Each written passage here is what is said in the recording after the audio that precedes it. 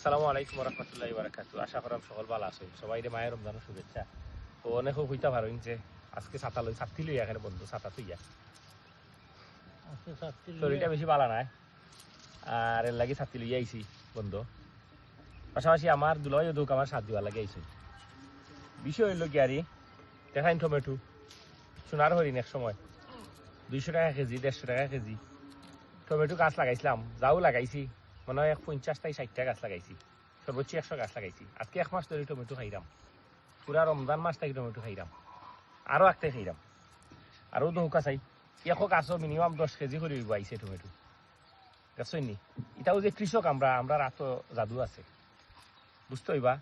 কৃষক নিঃস্বার্থভাবে কাম করে, মাটির লগে মিশিয়ে কাম করে অহংকার ছাড়া। তো যাই হোক আলহামদুলিল্লাহ আমরা কৃষক সবসময় নিরহংকার থাকে।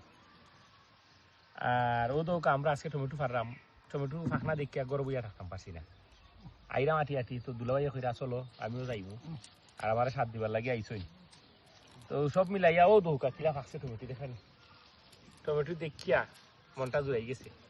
খাওয়া না খাওয়া বড় কথা নাই, আজকে সব ফার্মু ফারিয়া আমার প্রতিবেশী যারা আসইন আশপাশর সকলে বাচ্চা দেওয়ার চেষ্টা করবো, কিন্তু বেচতাম না, এখানে বেচতাম না। রমজান মাস সকলে আইতো, সবর দাবি আছে কেন। যাই হোক আলহামদুলিল্লাহ